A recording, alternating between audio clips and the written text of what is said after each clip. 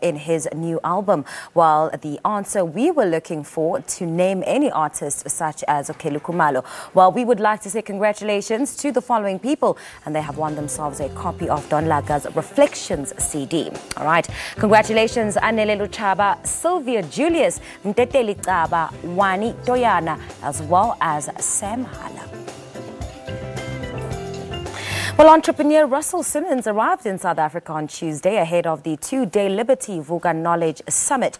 He is, of course, the co-founder of Def Jam Recordings and was one of the keynote speakers at the conference. He shared some insights into how he worked to turn a culture into a global force. Well, my colleague Simphiwe Ncongwane caught up with the media mogul earlier this week. Let's take a look how it went down. Russell Simmons has an empire founded solely on hip-hop music. Now, the Def Jam Records, or under the banner of Def Jam Media, helped launch the careers of quite a number of artists like Jay-Z, Kanye West, RDMC, and the Beastie Boys. Now, his empire includes a clothing line and a beverage brand.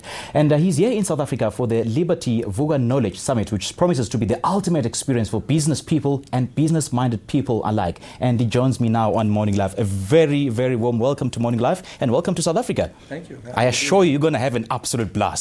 Oh, good. Thank you.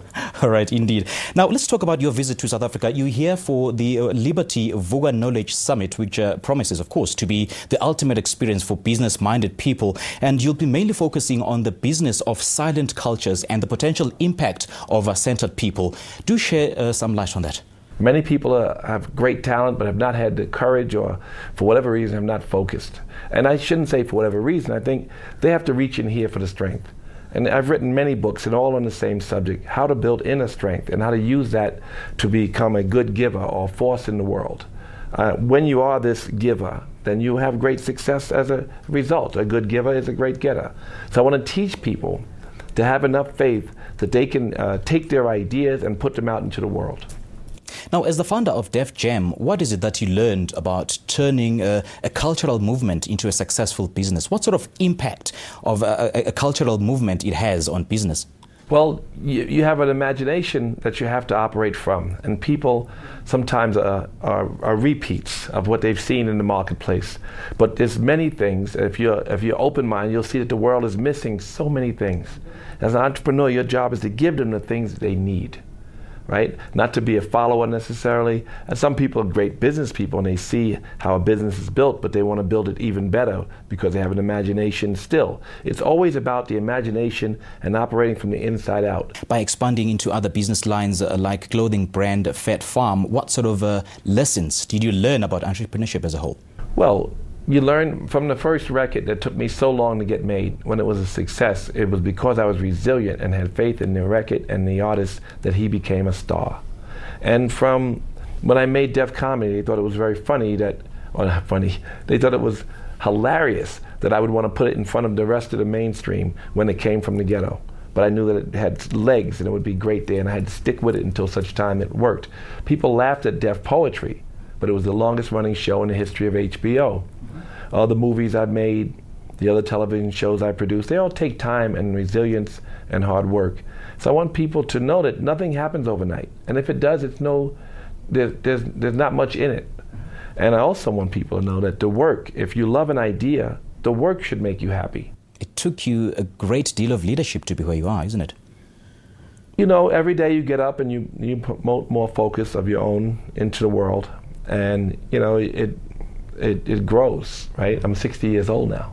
Right. So I've been through a lot and I've learned a lot. And what you learn, even in my first success, I remember I worked so hard for so long.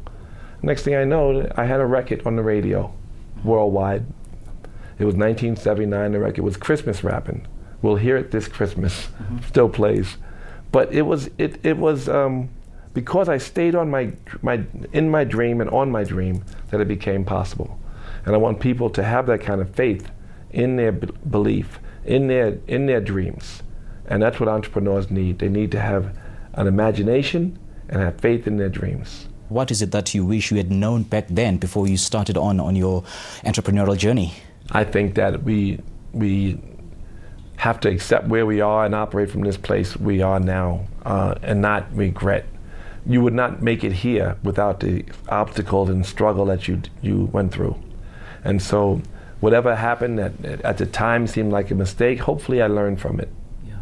How do you define success, Russell? Success is happiness. Right. And I always say this, money doesn't make you happy, but happy makes you money.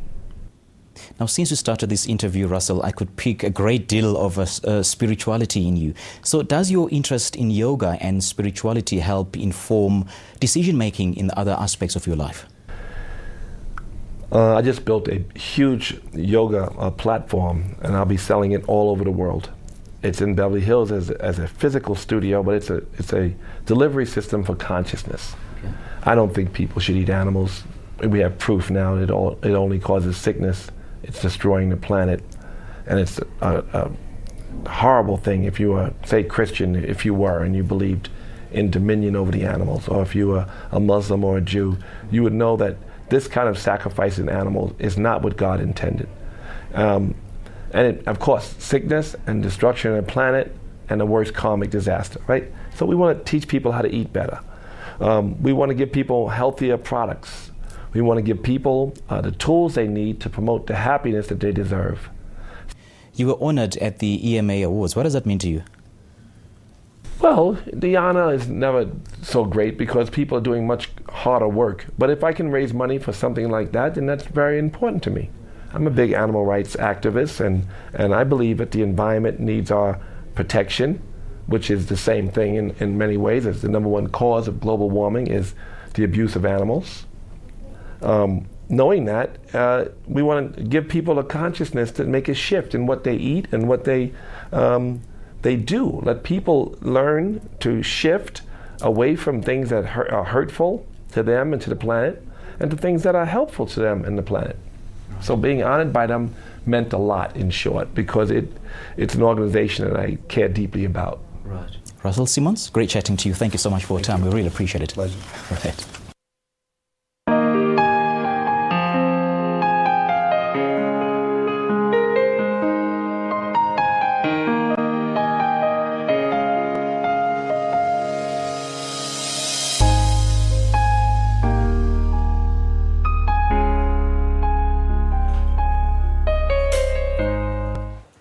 Well, if you missed our book feature this morning, well, we had a great chat.